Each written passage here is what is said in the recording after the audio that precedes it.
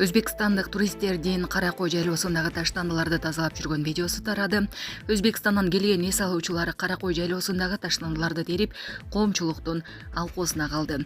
Алардын айтымында өзбек-кыргыз бир тууган, андыктан тазалыкка кам көрүп, туризмди өнүктүрүүгө салым кошуу керек. Биз тазалабасак, ким тазалайт? Германиядан же Америкадан келгендер тазалап кетишпейт го. Бир тууган элбиз. Андыктан өзбек-кыргыз эли таштандылары жок туризми менен таанылышы керек, деди алардын бири. Ал эми экинчиси болсо эс алуучуларды таштанды таштабоого үндөп, колдорунда кап болбогондуктан болушунча тазалап түшүп бара жатканын билдирди. Маалымат үчүн, Каракой Ош облусунун Ноокат районундагы арча токойлуу табигый кооз аймак.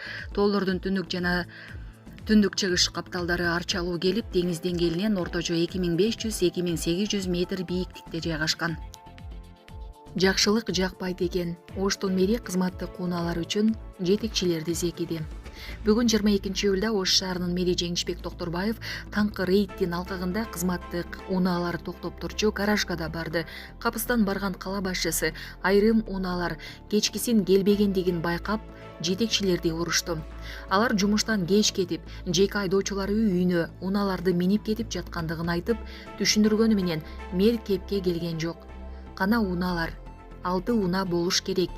Барыңар бүгүн келип токтоткулада. Өз унааларыңар менен жүргүлө. Жакшылык жакпайт экен, деди мэр. Сонун жаңылык. Сиз билген жана ишенген Умбем клиникасы эми сизге дагы да болсо жакыныраак болду. Анткени бизде жаңы филиал ачылды. Андыктан келип, өзүңүздүн жана жакындарыңыздын ден соолугуна кам көрүшүңүздү сунуштайбыз. Биздин жогорку даражадагы дарыгерлер төмөндөгү адистиктер боюнча кабыл алат. Стоматология, гинекология, терапия, лор, хирургия, педиатрия, урология, УЗИ жана башка адистиктер. Лабораториялык анализдин 5000ден ашуун түрү алынат. Жогорку даражадагы стерилизациялоо. Биздин дарек ВДНХ метросу, Кондратюка көчөсү 2. Телефон номерибиз 8925 103 22 55. Кабыл алууга алдын ала жазылып келүүңүздөрдү суранабыз. Умбем клиникасы. Сиздин ден соолугуңуз, биздин камкордук. Камчыбек Ташиев классташ тоосуна 33 күндө үй салып берди. Бүгүн 22-июлда Камчыбек Ташиев Сузак районунун Бозчичкан айылында жаңы салынган турак жайдын ачкычын жергиликтүү тургун Абдували Анапияевка тапшырды. Иш-чарага айыл жашоочулары да катышты. Бозчичкан айылынын тургуну Абдували Анапияев бир уул, бир кыздын атасы. Ал көп жылдардан бери өз турак жайы жок, батирден батирге көчүп жашап келген. Муктаждыктан улам. Классташ доосу Камчыбек Ташиевке кайрылган. Камчыбек Кыдыршаевич доосунун суранычын кабыл алып, өз каражатына үй куруп берүүнү чечкен. 33 күнүн ичинде заманбап шарттарга жооп берген жаңы үй курулуп өттү. Бул жакшылык Анапияевдин үй бүлөсүнө чоң кубаныч тартуулап, турмушун жаңы нукка өзгөрттү деп айтылат маалыматта. Балким жашап жаткан жери көрүстөн. Ошто жабылган көрүстөндөрдөн 210 гектар жер бошотулду. Бүгүн 22-июлда Ош шаарынын мэри Жеңишбек Токторбаев таңкы рейдте Кахлоо көрүстөнүнө барды. Анда каладагы 15 көрүстөн жабылып, анын 5-өө рекультивацияланганын билдирди. Рекультивация болгон жерлерди иштетишибиз керек. Бул жер 40 жылдан бери турган көрүстөн. Учурда бул жердин базар баасы $20 миллион түзөт. Бул жерге үй салууга тапшырма берилген. Мусулманчылыкта айтышат, көрүстөндөн үй албайбыз деп. 50-100 жылда баары унутулат. Балким азыркы жашап жаткан жерибизде мурун көрүстөн болгон. Ошондуктан бошотулган жерлерди иштетишибиз керек, деди мэр.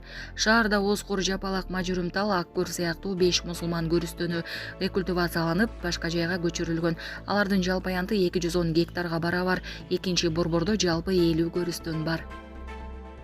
Бангладеште мектепке кулаган аскердик учак 25 баланын өмүрүн алды. Бангладештин борбору Дакка шаарына аскердик окуу учагы мектеп кампусуна кулап түшүп, каза тапкандардын саны 27ге жетти. Бул тууралуу Дакка Трибун гезити кабарлады. Маалыматка ылайык, Бангладеш аба күчтөрүнө таандык F7 үлгүсүндөгү аскердик окуу учагы Дакканын Уттар районунда жерге кулаганда 25 бала жана дагы 2 чоң киши курман болгон. Дагы 78 адам жаракат алып ооруканага жеткирилди. Бангладештеги саламаттыкты сактоо министрлиги учак кырсыгынан жаракат алгандарга акысыз медициналык жардам көрсөтүүнү бардык ооруканага тапшырды. Эгерде кайсыл бир ооруканада зарыл болгон дарылоону камсыз кылууга мүмкүнчүлүк болбосо, бейтаптар дароо улуттук күйүк жана пластикалык хирургия институтуна же Дакка медициналык колледжине ооруканасына жөнөтүлүшү керек деп кошумчаланган министрликтин билдирүүсүндө. Бангладеш аба күчтөрүнүн өкүлдөрү учак пландуу түрдө окуу учуусу үчүн көтөрүлгөнүн, бирок техникалык мүчүлүштүктөн улам кулап түшкөнүн билдиришти. Учурда окуя боюнча иликтөө иштери башталып, так себептери аныкталууда. Бангладештин расмий маалымат агенттиги билдиргендей, өкмөт бул каргашалуу окуяга байланыштуу өлкөдө 1 күндүк аза күтүү күнүн жарыялады.